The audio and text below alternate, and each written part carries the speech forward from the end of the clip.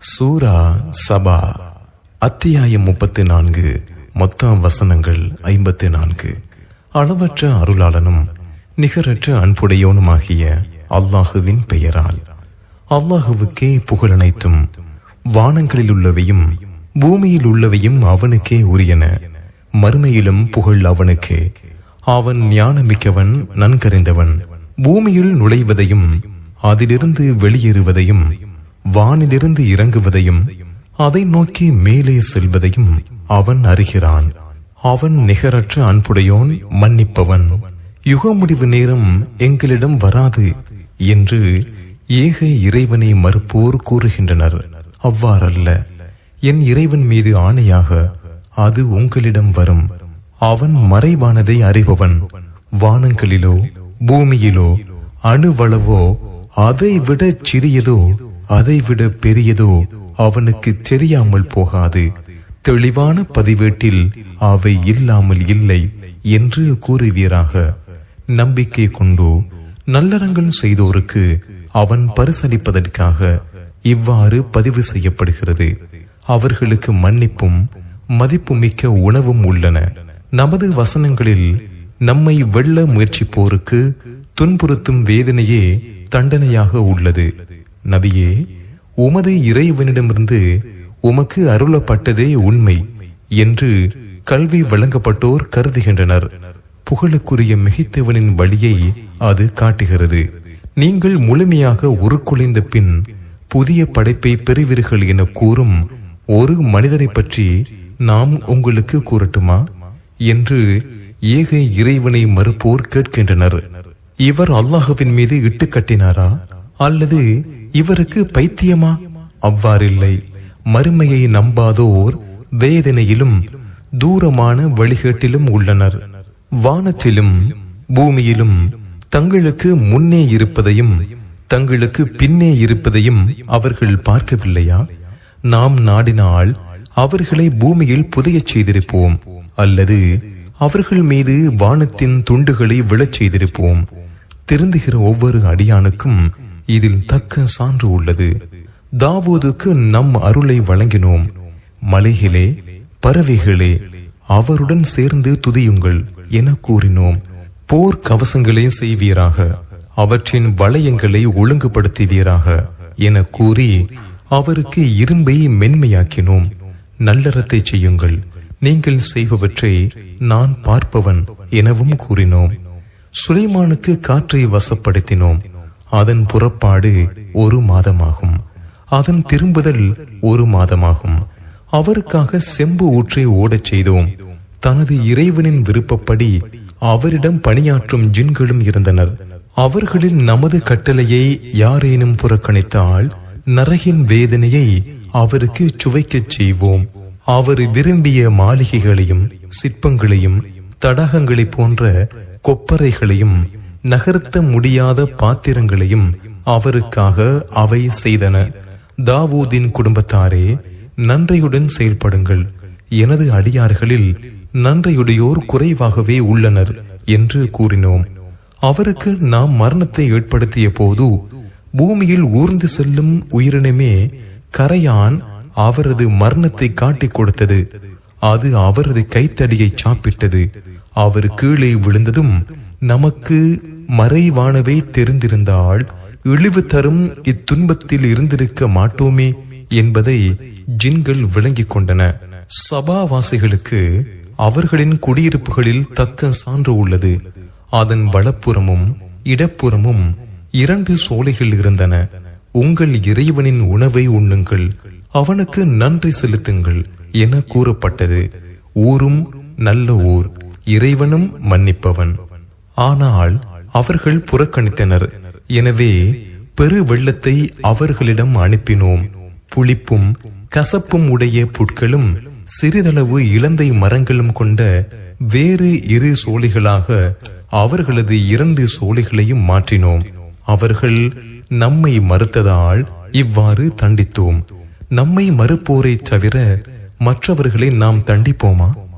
நாம் பாக்கியம் செய்த ஊர்களுக்கும் அவர்களுக்கும் இடையே வெளிப்படையாக தெரியும் ஊர்களை ஏற்படுத்தினோம். அவற்றில் பயணத்தையும் ஏற்படுத்தினோம். இரவிலும் பகலிலும் அச்சமற்று பயணம் செய்யுங்கள் என கூறினோம். எங்கள் இறைவா, எங்களுக்கு தொலைதூர பயணங்களை ஏற்படுத்துவாயாக என்று கூறி தமக்கு தாமே தீங்கிழைத்தனர். அவர்களை பழங்கதைகளாக்கினோம், அவர்களை உருக்குலைத்தோம்.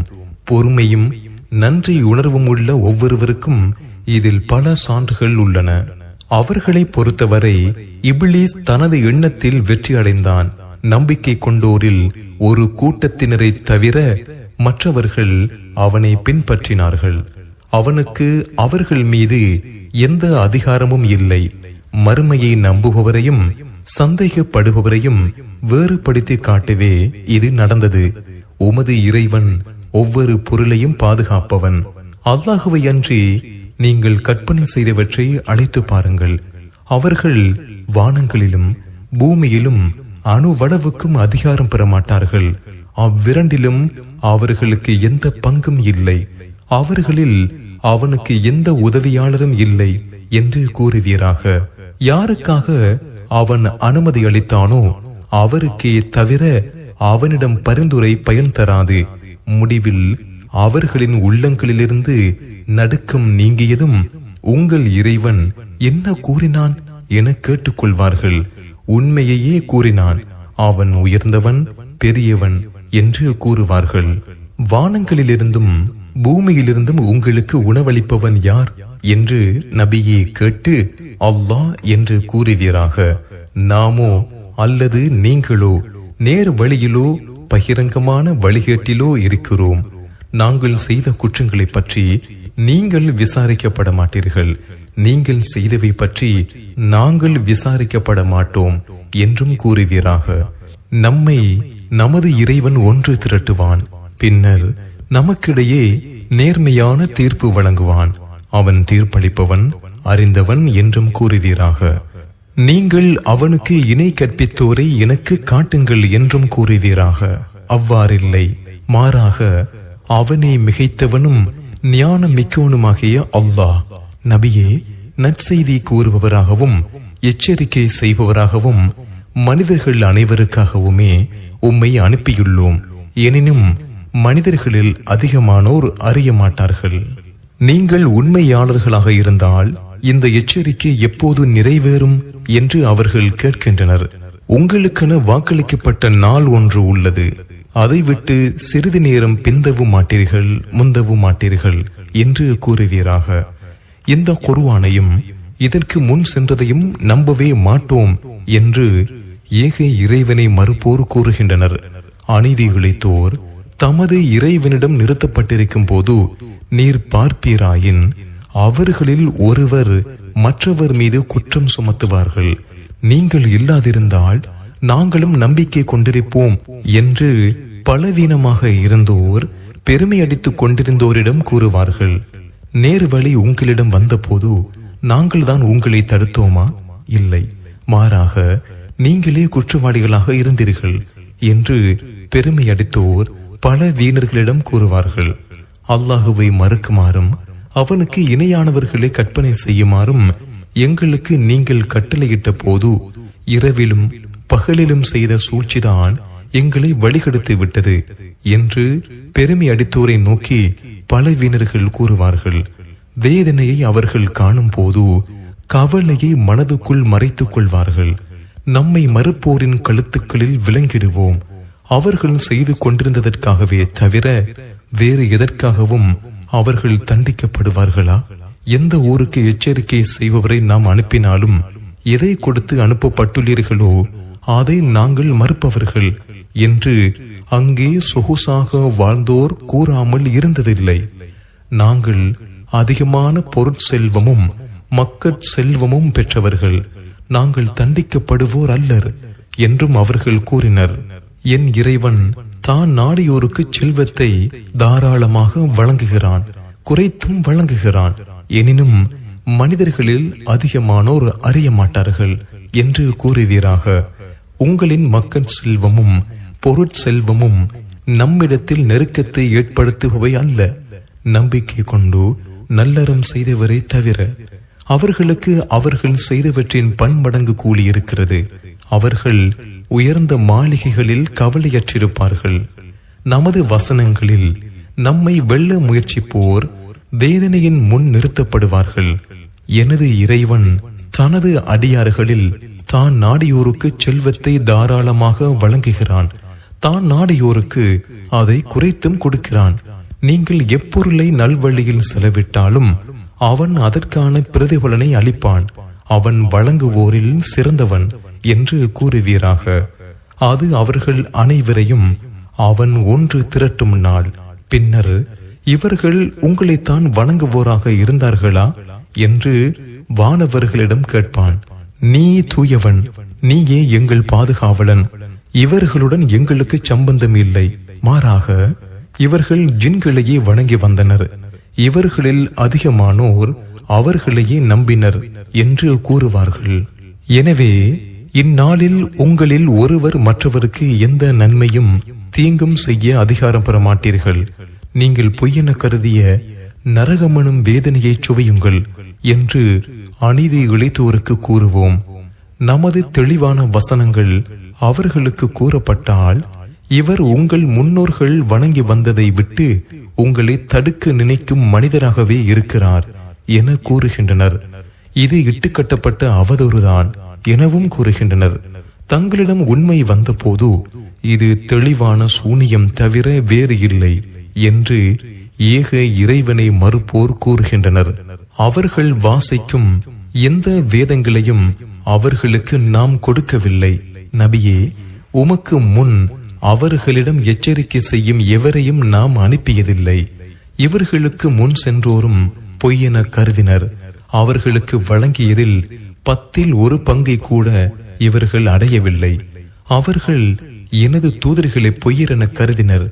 எனது பதிலடி எவ்வாறு இருந்தது?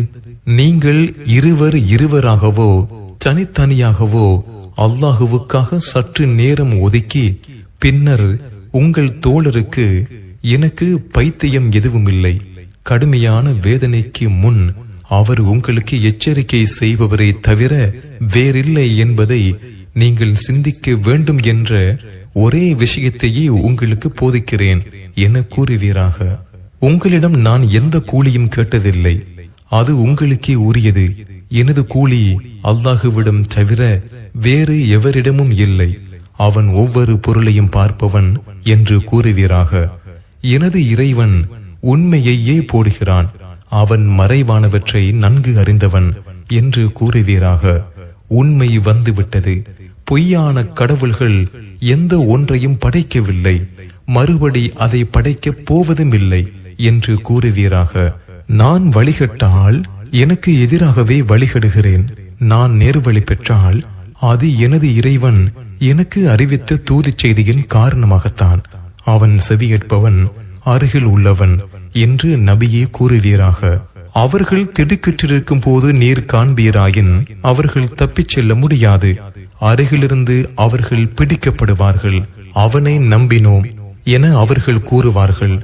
தூரமான இடத்திலிருந்து ஒன்றை அடைந்து கொள்வது எவ்வாறு இயலும்? இதற்கு முன் அதை அவர்கள் மறுத்தனர். தூரமான இடத்திலிருந்து கொண்டு மறைவானவை பற்றி சந்தேகங்களை எரிந்து கொண்டிருந்தனர். இவர்களை போன்றோருக்கு முன்னர் செய்யப்பட்டதை போல் இவர்களுக்கும் இவர்கள் விரும்பியவற்றுக்கும் இடையே திரை போடப்பட்டு விட்டது.